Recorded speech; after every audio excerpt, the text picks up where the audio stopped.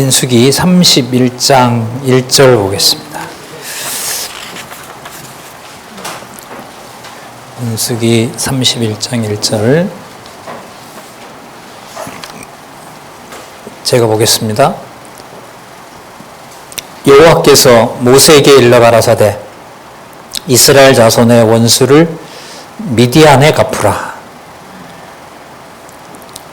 그 후에 네가 네 조상에게로 돌아가리라. 예. 땅 정복하는 일을 보여주시면서 약속하신 대로 모세도 광야에서 죽어야 되는 거죠. 자, 곧 두 가지 약속이 같이 담겨 있습니다. 자, 976페이지에 제3장 땅언약 성취 섭리 내용에 대한 내용들 기록이 되어 있고 간단하게 말씀을 드리고 예수 그리스도와 연결을 하면서 우리 본문으로 들어가서 살겠습니다. 잘 아시는 대로 민수기 31장에서부터 36장까지 요단 동편 땅 점령 내용이 나오죠. 자, 요단 동편 땅을 점령하면 이제 요단강을 건너면 요단 서편 땅이 기다리고 있죠. 자, 그 전에 요단 서편 땅 점령은 여호수아에서 성취되는데 요단강 들어가기 직전에 모세도 이제 하나님이 데려가시고 여호수아도 세웠고 그리고 여호와 하나님을 잊지 않도록 40년 전에 이스라엘 백성들에게 기록하도록 하셨던 바로 신의 선언약과 같은 내용을 신명기서에서 가르쳐 주시죠. 40년 여호와께서 언약한 대로 이루셨다는 거 먼저 소개하고요. 그 다음에 계명과 규례와 법도, 율례, 계명과 율례와 규례, 율례와 법도를, 규례를 알려주는 내용이 바로 신명기서에 나옵니다. 그리고 여호수아서 내용은 아시는 것처럼 요단 서편 땅 점령이고요. 여호수아서 다음에 무슨 내용 나오죠? 사사기. 그 진짜 엄청난 드라마 사사기. 한 400여 년 동안 바로 왕을 주시지 않고 다윗 왕을 하나님께서 주시면서 통치 언약을 이루실 때까지 자, 광야 40년처럼 똑같은 방식으로 언약을 보존하시면서 여호와 하나님을 기억나게 하는 바로 전체 400년의 역사, 400여 년의 역사.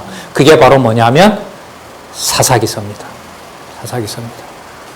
그러니까 이 사사기서는 민수기 1장에서부터 30장에 나타났던 광야에서 시련을 주시면서 누구 이름을 가르쳐 주세요?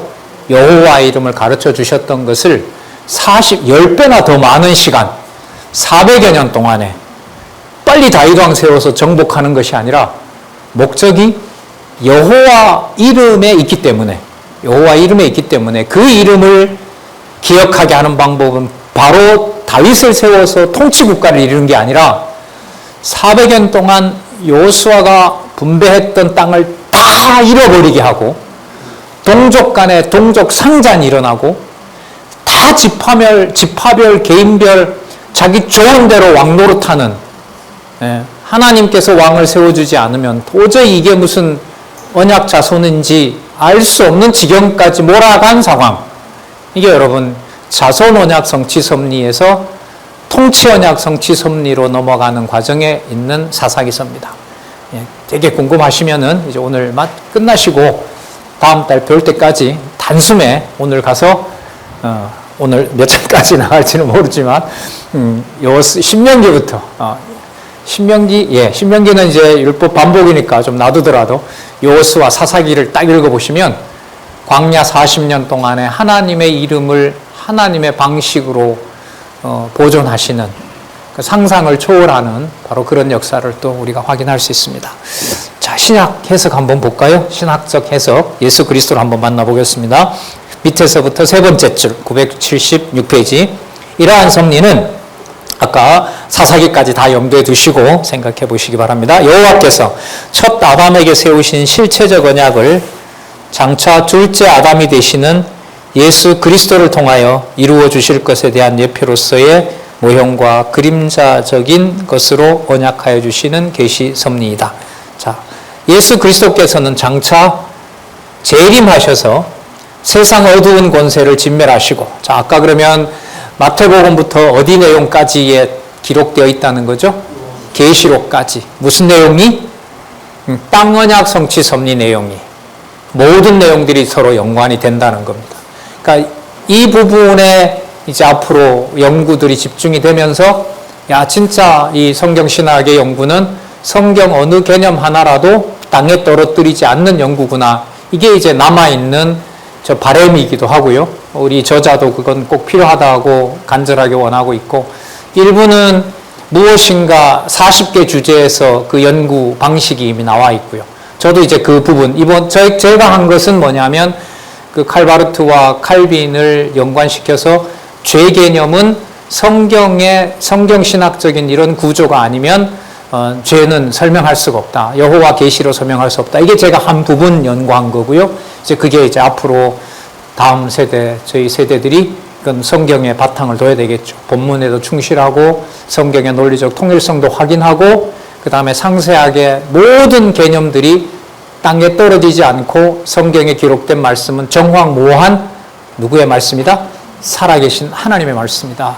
그걸 이제 증명하는 세대가 이제 다음에 약속이 되어 있었으면 참 좋겠습니다. 자, 볼게요. 예수 그리스도께서는 장차 재림하셔서 세상 어두운 권세를 진멸하시고 온 세상을 정복하여 다스리는 사역을 통해 택자로 하여금 전능자 하나님이 언약대로 이루어 주시는 여호와이심을 알게 하여 뭐하며? 경외하며 뭐한다? 섬기게 하신다. 여러분, 경외한다는 말이 히브리어가 신약 성경에 가면요, 경외가 무슨 말로 번역이 되냐면요, 이건 참조할 만해요. 경건이라는 말이 바로 경외입니다. 경건이라는 말. 특히 목회서신 이른바 디모데 전후서에 가면 경건 연습, 경건에 유의하라 이런 말 나오잖아요. 그 경건이 이 도덕적 폼이 아니에요. 어떤 외부적인 이걸 말하는 게 아니라 성경 신학에서 말하는 언약을 이루실 때 하나님이 정해놓은 목적하고 똑같아요. 누구만 경외하도록 하신다? 여호와만 경외하도록 한다. 진짜 참기 어려운 상황이고 견디기 힘든 상황에서 살아계신 여호와 하나님의 증거다. 그것만 바라보도록 하는 게 뭐냐면 경외고요. 그게 신약 성경에서는 뭐냐면 경건으로 번역이 된다. 그래서 경건이라는 게 어떤 외적인 모양을 말하는 게 아니다. 물론 여러분 외적인 모양을 어떤 그 모습을 배제하는 거 아닙니다. 아까 우리 사석에서 같이 나누었지만 아까 하지 말라고 했던 서약 같은 경우에는 아까 신약 성경의 그 어떤 권사님이 그거는 절제와 연결이 되는 거 아니에요. 맞죠? 정확한 얘기죠. 삼가 이런 것을 지켜라라는 말씀들이 나오죠. 뒷부분으로 가면 갈수록 그런 내용들이 더 나옵니다. 그러니까 우리는 어떤 삶을 내가 뭔가 추진해야 되고 우리가 뭔가 추진해야 되는 쪽에 맞춰요. 그러다 보니 삼가하지 않는 것이 얼마나 큰 성령의 열매인지를, 여러분 온유와 뭐로 붙어 있죠 이게? 오직 성령의 열매는 온유와 뭐가 붙어 있어요? 온유와 겸손과 절제, 이게 같이 붙어 있어요. 이게 여러분 뭐냐 하면 서약과 직결되는 겁니다. 예. 자, 이 기독교 가정에서, 이제 가정교회에서 성경을 깨달은 어른의 어떤 모습, 제가 이제 복지관에 있잖아요. 이제 뭐 이제 90 임박한 넘은 분은 아직 안 계신가? 예, 뭐 진짜 내일 모레면 90인 이제 뭐 귀도 잘 안 들리고 눈도 잘 안 보이고, 아이고 이제는 성경 더 이상 볼 수 없습니다. 그냥 듣기만 합니다. 이제 이런 이제 권사님들도 계시고 하면서 이제 그 중에 이렇게 뵐 때마다 이제 돌아서서 이 성경 신학에서 말하는 뭐라 그럴까요? 이거 호크마 하우스잖아요. 호크마가 무슨 뜻이에요? 지혜잖아요. 예, 지혜는 여러분 창세전 비밀을 아는 게 지혜거든요. 성경 신학에서는 시간으로 보면 하늘나라 갈 시간이 다가오는 분들이 시간 걸로 보면 거기에서 창세전 비밀을 알고 신앙생활을 하나님이 정해준 대로 간다. 하나님만 경외한다. 이 모습이 어떻게 드러나는 걸까? 이게 이제 관심이 많이 가요. 예. 그래서 하나님께서 오직 하나님만 바라보게 하시는 섭리에서 육의 몸을 가지고 이 땅에 태어나서 육의 몸을 하나님께서 땅에 묻게 하실 때까지, 그때까지 성경 신학에서 말하는 성경을 하나님의 말씀에 바탕을 두고 이른바 나이를 먹는다. 뭐 어떤 분 노인학도 쓰셨지만은 늙음 그리고 여호와를 경외하는 그런 게 어떤 것인가, 이제 고령화되어가는 사회니까요. 우리 장안중앙교회도 마찬가지고 신당장 여기도 그렇고요. 그런 의미를 많이 생각을 하게 돼요. 저 자신도 성경을 열심히 공부하고 어떤 어른이 됐을 때 이게 어떤 참어른의 모습일까. 예를 들면 아까 절제 얘기가 나왔잖아요. 힘이 없어서 못해서 안 하는 거 하고요. 성경에서 말하는 절제가 여러분 같으면 돼요, 안 돼요? 너무 서글프지 않겠어요? 예. 나이 들어서 못한다는 의미에서 그런 못함의 절제, 난 이제 못해, 니들이 알아서 이거 하고요.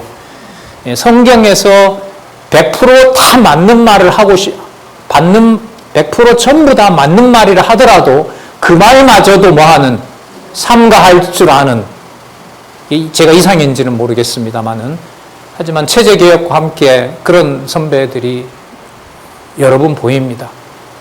저분이 저하고 이렇게 감정 대립을 많이 했던 분인데 요즘은 둘이 만나면 좀 편해요. 좀 어떤 구체적인 일을 논의할 때 좀 둘이 약간 삼가합니다. 삼가해요. 우리가 공부를 많이 했기 때문에 그러지요 라고 물으면은 시험하지 말라 이렇게 이제 대받아치기도 하고. 예. 자, 보겠습니다. 제1절 요단 동편 땅 정복, 민수기 31장에서부터 36장 미디안 땅 정복, 아까 우리 읽었는데요. 미디안부터 치라고 얘기를 합니다. 민수기 25장 16절을 좀 보겠습니다. 자, 그럼 메모하셔도 되고요. 이 아브라함 부처 그두라의 소생들인데 25장 16절 보시기 바랍니다. 그러면 이건 민수기 광야 실현과 교훈에 나오는 내용이죠. 예, 25장 16절 내용을 보시기 바랍니다.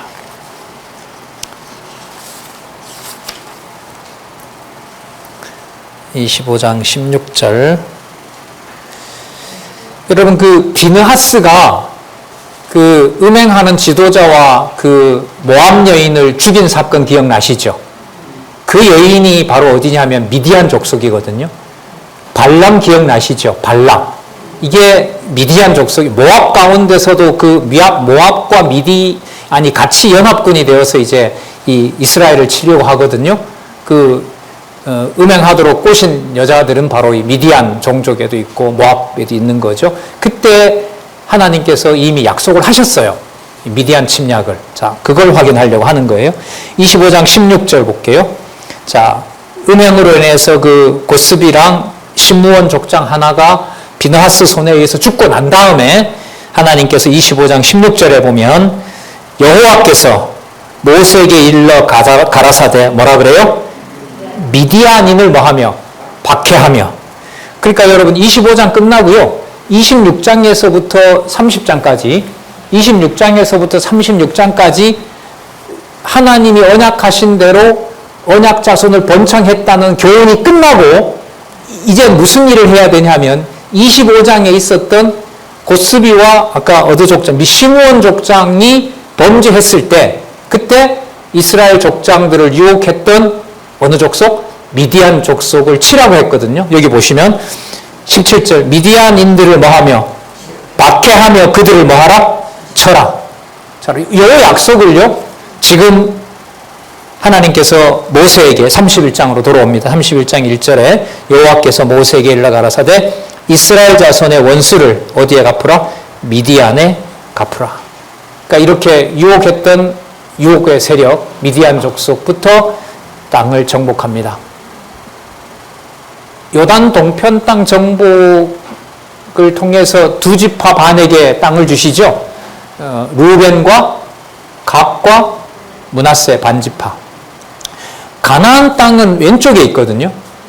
그러니까 하나님의 섭리는 미디안이 유혹하도록 하고 미디안에게 원수를 갚는 방법으로 요단 동편 땅을 정복해서 가나안 땅의 의미가 어디도 들어가요? 요단강 동편 땅에도 들어가는 거죠. 그 의미가 약속의 땅이 되는 거죠. 이걸 이제 하나님께서 섭리를 하신 거죠. 그 일을 지금 해 가시는 거예요. 자, 이스라엘 자손의 원수를 미디안에 갚으라. 그 후에 내가 내 조상에게로 돌아가리라. 그러면서 각 지파마다 1000명씩 뽑아서 12,000명의 군대를 몰아서 전쟁을 하고 한 사람도 죽은 사람이 없어요. 이스라엘 군대는.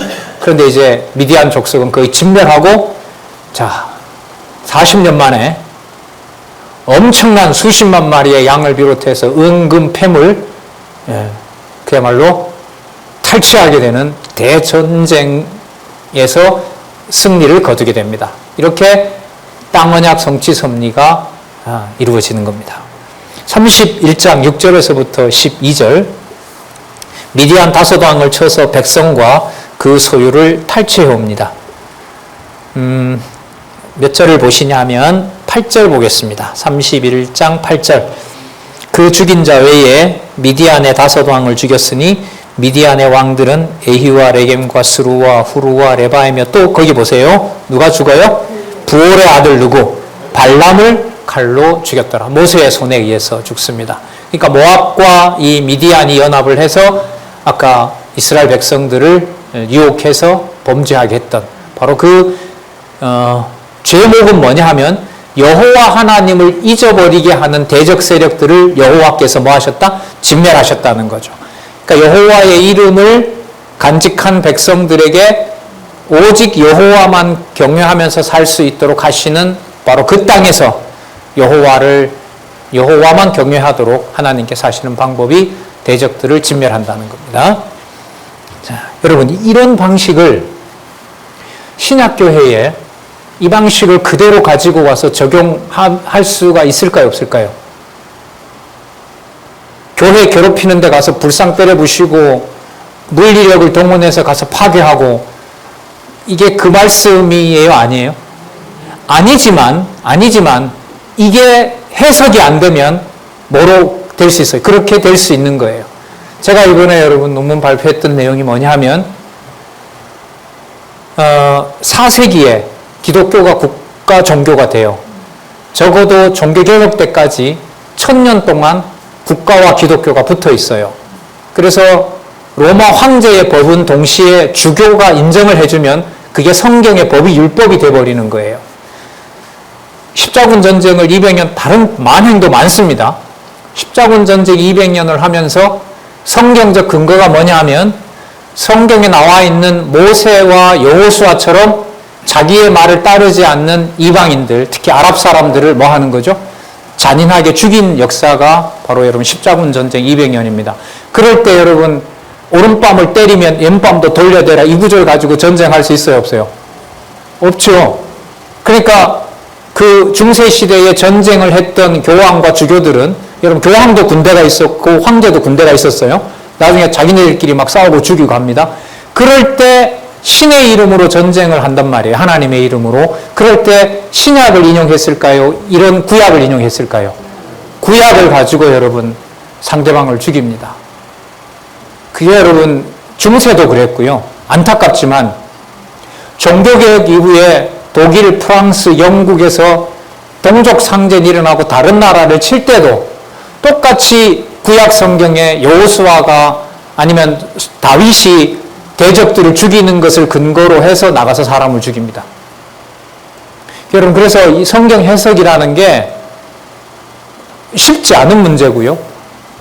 뭔가 해석을 했다 해도 자기중심적으로 악용하는 데서는 하나님이 잡아주지 않으면 그야말로 큰일 납니다. 인간적인 얘기가.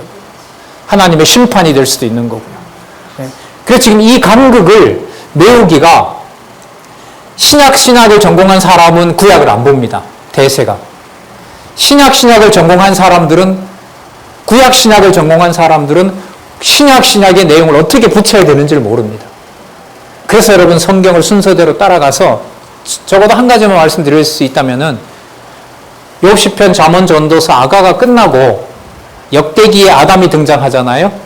이스라엘 백성들이 가나안의 바벨론 포로에서 돌아오면서 이사야, 예레미야, 에스겔, 다니엘, 12소선지에서 자손 땅 통치의 의미가 또 정복의 의미가 칼과 창으로 정복하는 것이 아니라 뭐로 바뀌죠? 낙과 사부이나 보습으로 함께 풍요를 누리는 방향으로 정복의 의미가 바뀌어 나갑니다. 그 과정이 설명이 안 되면은 지금 우리나라도 그래요. 우리나라도 지금 이 보수 교단들이 다른 어떤 사람들을 악으로 몰아서 지배하고 없애야 된다, 법으로 제재해야 된다라는 펼치거든요, 주장들을. 목사들도 그렇고요. 그럴 때 신약 성경 가지고 할 수 있겠어요? 이른바 산상수훈 가지고 할 수 있겠습니까? 맹세도 못하고 오른밤 때면 왼밤 돌려대야 되는데, 그러니까 어디를 써요? 구약을 써요. 그 많은 내용들이 여러분 민수기 31장에서부터 여호수아서 내용입니다. 그리고 다윗이 사무엘 하에서부터 시작해서 정복전쟁하면서 잔인하게 죽이잖아요. 그걸 가지고 여러분 죽입니다. 억압하고요. 여러분 성경을 바르게 해석한다는 게 이게 얼마나 중요한 것인지, 이 성경을 전하는 사람들이 이 고민을 하지 않으면은 이거는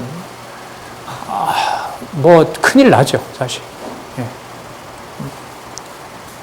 자, 좀 샜는데요. 격가지로 다시 돌아와서, 그래서 여러분 아까 그리스도가 이루시는 것이라는 내용의 신학적 해석을 그래서 먼저 읽어본 겁니다.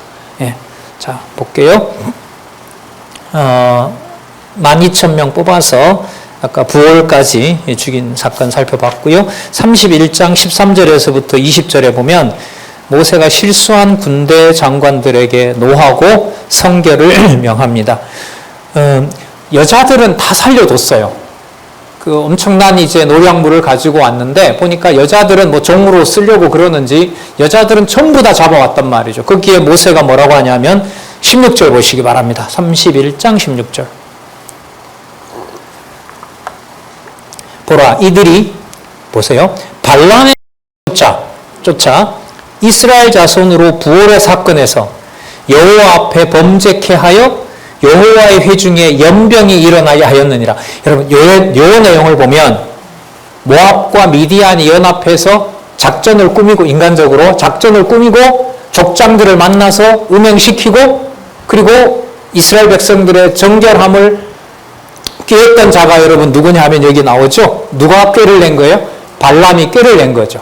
그러면 순서를 보면 발람을 데리고 높은 산에 올라가서 자기 오는 이스라엘을 저주하려고 했는데 성공했어요? 실패했어요?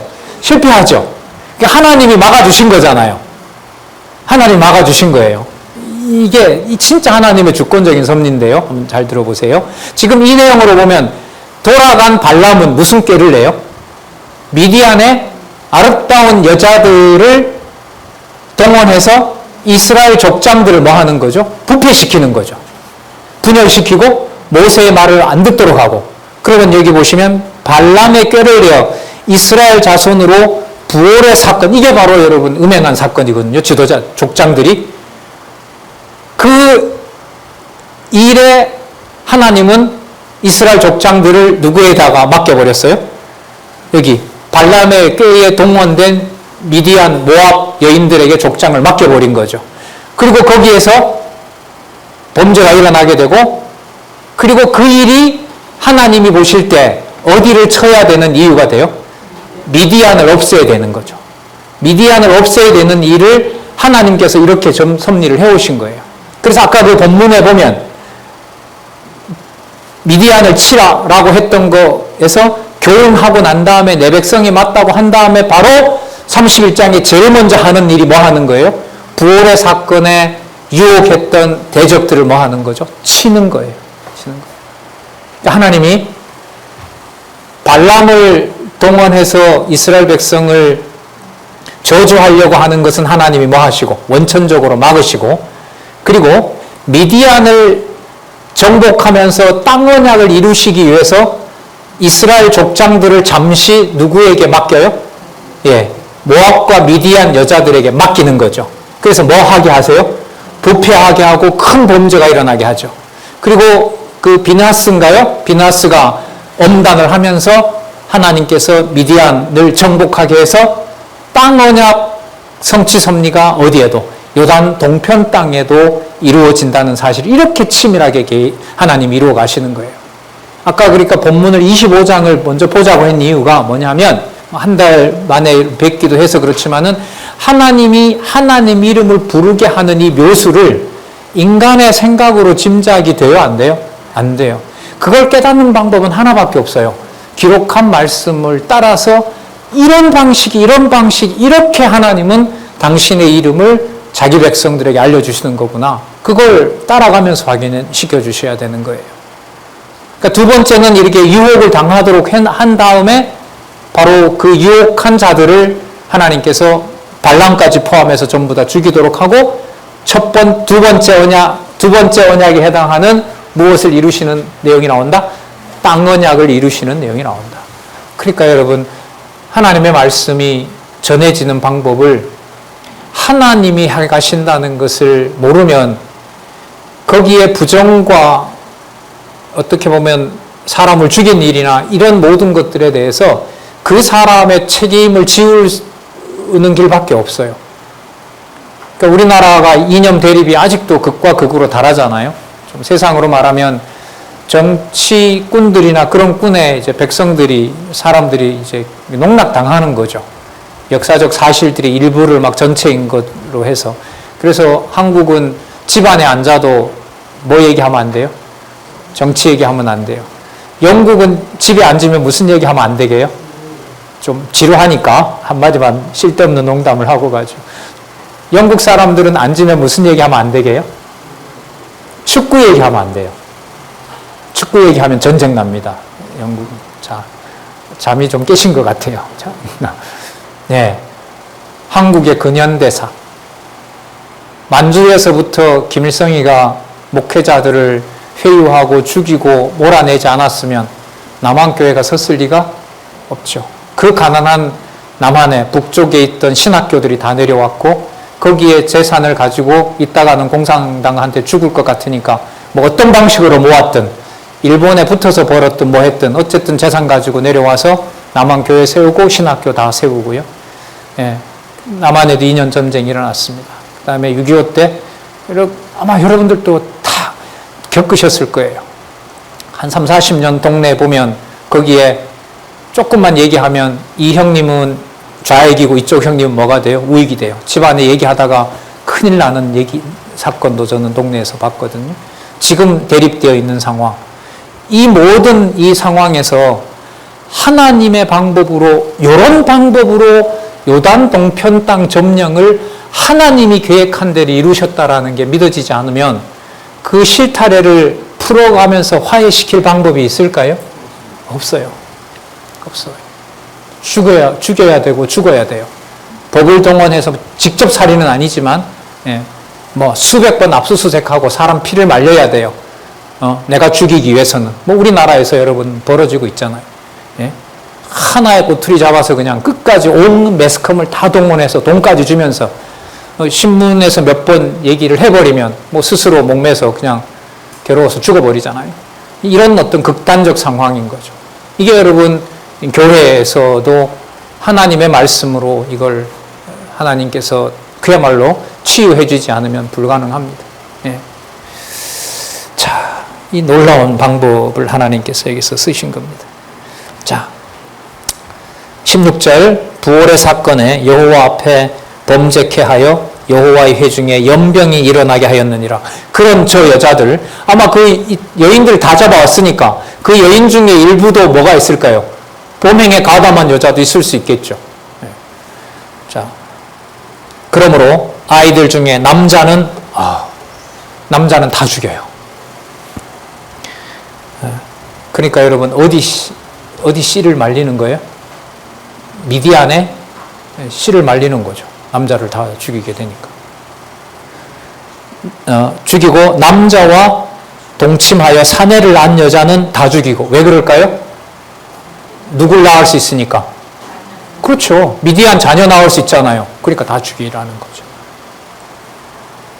남자와 동침하지 아니하여 사녀를 알지 못하는 여자들은 자 노예로 줍니다. 다 너희를 위하여 살려둘 것이니라. 자 방법을 알려줍니다. 너희는 7일 동안 짐 밖에 주둔하라. 무릇 살인자나 죽임을 당한 시체를 만진 자나 제3일과 제7일에 몸을 깨끗게 하고 너희의 포로로 깨끗하게 할 것이며 무릇 의복과 무릇 가죽으로 만든 것과 무릇 염소털로 만든 것과 무릇 나무로 만든 것을 다 깨끗하게 할지니라. 거기 민수기 밑에 주석에 보면 민수기 25장 1절에서부터 4절 그 바알보올 사건 아까 말씀을 드렸습니다. 여러분 이걸 어떻게 현대 교회에 적용을 해요? 그죠? 뭘 정확하게 해야 돼요? 신학적 해석을 정확하게 해야죠. 그래서 여러분 주석이라는 게 그렇게 쉽지가 않습니다. 성경을 처음서부터 끝까지 창세기 1장 1절에서부터 말라기 마지막 장 마지막 절까지를 예수 그리스도라는 주어가 약속이라는 것을 거기서 찾지 못하면은요, 이런 구절에서 만약 예를 들면 예수 그리스도가 안 들어가면 성경대로 한다고 하면서 누굴 죽여요? 아까 중세 천년 로만 가톨릭과 그 황제처럼 뭐예요? 전쟁을 하면서 한 손에 십자가 들고 한 손에 칼 들고 남을 죽이는 거죠. 그건 지금도 마찬가지입니다. 이걸 그대로 적용해서 자기의 임의의 대적자를 놓고 우리나라는 여러분 총기 사용이 금지되어 있으니까 법을 가지고 한 사람을 끝장낼 때까지 교회 사안들을 법정으로 가지고 가기도 하고 고소하고 그래서 상대방을 정죄하는 거죠. 그러면 신약은 어떻게 말하느냐? 그리고 고민이 되는 거죠. 그리스도가 여기에 대해서 어떻게 해석을 하고 복음서나 서신서에서 로마서 같은 데 보면 국가에 세금 내는 것을 그대로 내라고 하는 얘기도 있거든요. 그런 내용들을 정리해서 그리스도가 통치하는 교회, 만물리에 교회를 주셨고 교회의 머리는 누구세요? 그리스도시잖아요. 그럼 그리스도가 만왕의 왕, 만주의 주가 된 상태에서 하나님 나라가 틀림없이 세상을 지배한다고 하는데 이걸 그대로 액면으로 받아들여서 황제가 동시에 교황이 되는 그 권력이 붙어서 자기 마음대로 하는 이게 여러분 기독교에서 말하는 교회관은 아니거든요. 예. 자, 그래서 성경 해석이 매우 중요합니다. 자, 어쨌든 이 내용에서는 하나님의 이름을 부르지 못하게 했고 그걸 유혹하게 했던 세력에 대해서 하나님께서 그야말로 진멸한 거죠. 그 부족에 대해서 다 쓸어버리는 일이 벌어지는 겁니다. 여기에 이 부분을 믿음을 주지 않는 사람들이 봤을 때는 이렇게 잔인하게 잘 살고 있던 민족들을 여러분 바알도요, 발락도 그 사람 입장에서 보면 누가 겁이 나서 자기가 살고 싶어서 했을 뿐이에요? 누가 치고 들어올 우려가 있으니까. 이스라엘이 들어올 우려가 자기 나라가 살기 위해서는 어떻게 해야 돼요? 이스라엘의 힘을 약화시켜야 될 거 아니에요. 그러니까 자기는 자기 나라 사람들을 살리기 위해서 자기 통치권을 유지하기 위해서 뭐 한 거죠? 계략을 부린 거죠. 통치자로서. 네. 그리고 거기에 대해서 이스라엘은 또 자기 기준으로 그 미디안을 쳐서 진멸한 거란 말이죠. 이걸 세상 일 두 가지를 놓고 어느 누가 잘했느냐라고 논쟁을 하면 여기에 답이 나올까요? 안 나올까요? 절대로 나올 수가 없어요. 절대로 나올 수가 없습니다. 그래도 좀 배우면서 이념 사이의 갈등이 좀 그래도 뭐 보는 책이나 읽는 글로 좀 심했기 때문에 저는 이런 부분들이 고민이 많이 됐었고, 그럼 이 성경은 도대체 뭐라고 하느냐, 그리스도가 보여주실 내용들은 어떤 것이냐, 그걸 고민 안 할 수가 없는 거죠. 어쨌든 해석은 주 예수 그리스도가 교회를 통해서 장차 세우실 영원한 하나님 나라의 통치를 칼과 창이 아니라 칼로 침범한 자는 칼로 망한다고 베드로에게 책망하셨던 그 그리스도의 통치가 무엇인지 거기에 여러분 깊은 고민을 해야 되고요. 이런 면에서 앞으로 이제 이른바 정치신학, 그러니까 성경에 대한 정치적인 입장, 이런 내용들이 앞으로 계속해서 연구가 돼야 됩니다. 여러분, 우리 교회 개혁론, 교회는 어떻게 개혁되어져야 하는가에서 지난번에 우리 원로께서 오셔서 여러분들에게 강의도 하셨지만은 그 통치 방식에서 유대인들이 사용했던 악법인 거죠. 탈무드와 구약을 가지고 인간이 명령자가 되고 인간이 수행한다는 것은 뭐다? 개혁에 있어서 첫 번째 조건입니다. 법을 가지고 사람들에게, 성도들에게 집행하는 거. 이거야말로 가장 비성경적이라는 거. 여러분 첫 번째로 여러분 들으셨을 것입니다. 그래서 좀 길어졌는데 이런 고민들이 말끔하게, 더 선명하게 앞으로 이제 정리돼야 된다고 봅니다. 자, 31장 21절에서부터 24절. 제사장 엘르아살이 군인에게 불과 물로 성결을 명합니다. 자, 보겠습니다. 엘르아살은요, 아론의 아들이고요.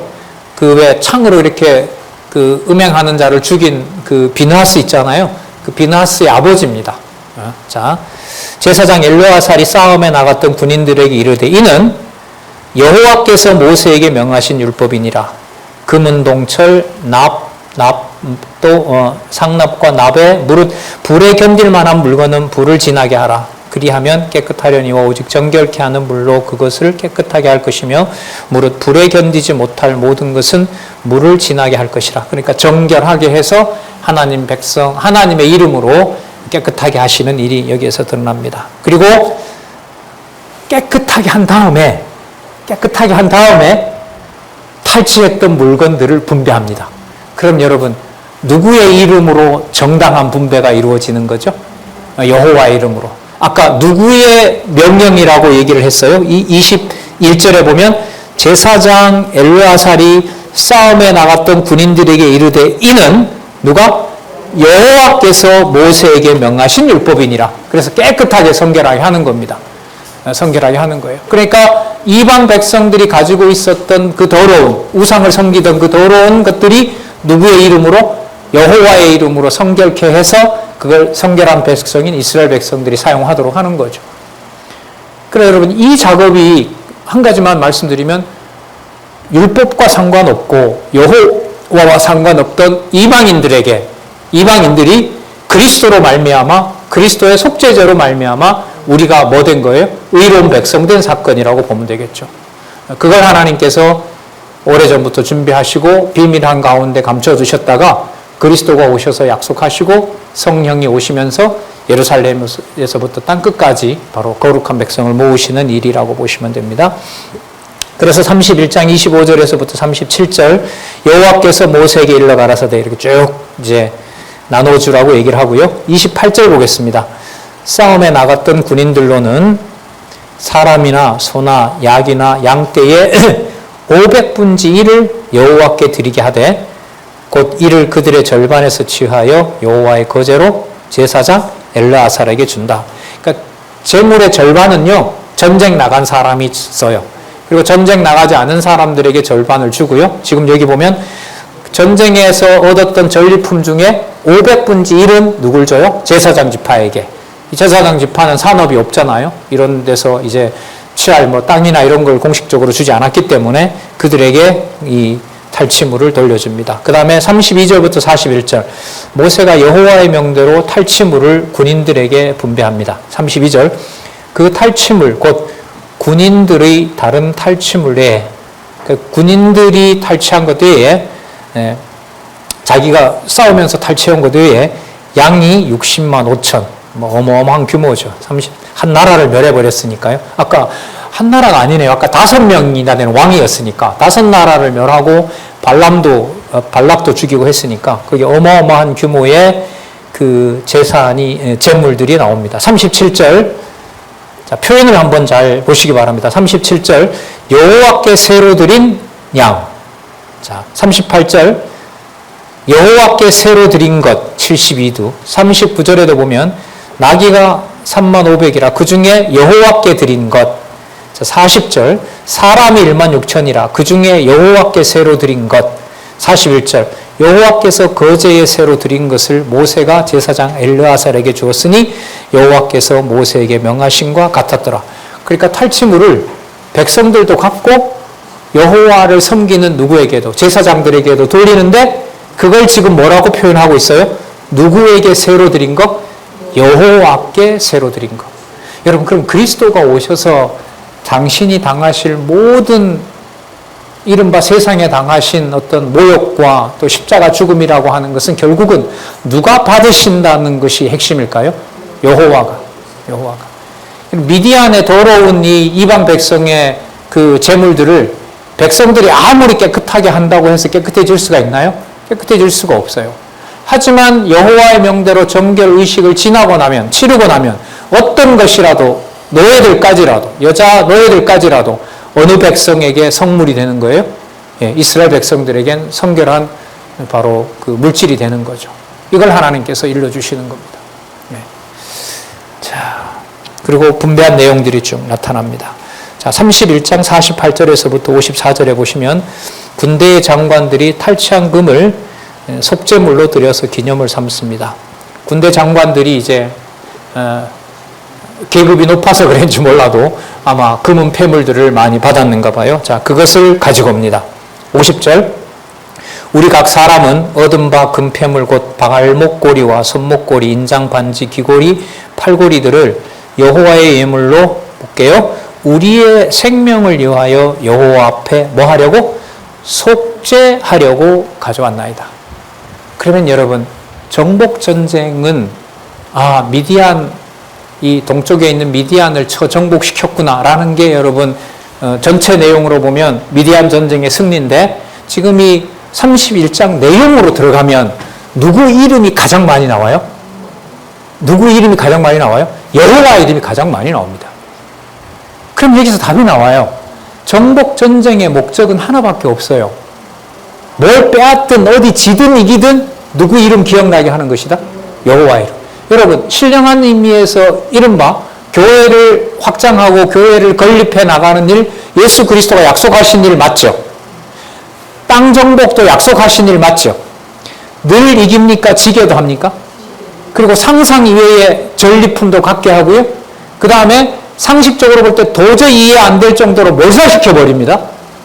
이 모든 것들을 여호와의 이름을 부르게 하신 것이 목적이었다면 성경교회를 비롯해서 이 세상에 있는 주 예수 그리스도가 머리이신 모든 교회, 가정교회를 반드시 포함해서 이 가정교회 의미는 계속 이제 요즘 강의를 하고 있는데요. 요즘 강의 들으신 분들은 좀 정리를 하실 거예요.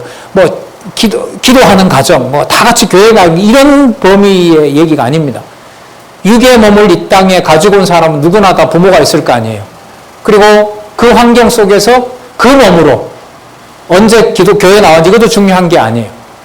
진리의 말씀을 듣게 된 모든 과정들이 그 주변에 있었던 모든 할아버지, 할머니, 부모, 형제가 무엇을 해온 과정인 거예요? 그분들을 비록 믿지 않았지만 무엇을 세워오신 과정이에요? 그리스도의 교회, 땅 정복, 신령한 의미의 땅 정복을 해온 과정이 아니에요. 그 모든 과정 속에 그 육의 몸을 던져주고 거기에서 하나님이 세우시는 교회의 머리 되신 그리스도의 통치를 우리가 깨닫게 되는 전체 역사, 전체 개인의 이 육의 몸을 가진 역사, 그런 의미에서 여러분 뭐냐면 가정교회입니다. 살부치를 부딪히면서 때로는 갈등하고 뭐 전쟁 같은 삶도 치르고 하는 그 모든 것들의 과정이 미디안을 정복해서 31장 내용을 읽었을 때 가장 많이 사사건건 누구 이름으로 얘기한다? 예, 그게 여러분 핵심입니다. 그러면 자선언약 성취섭리에서 서원과 서약에서도 누구 이름이 가장 많이 나온 것처럼 여호와 이름이 가장 많이 나온 것처럼 땅 정복 처음부터 미디안을 쳐서 어마어마한 규모의 탈취물을 가지고 벼락부자가 된 이스라엘 백성들에게 오직 하나님이 원하시는 것은 누구의 이름? 여호와 이름이었다는 사실을 여기서 우리가 확인할 수 있는 거죠.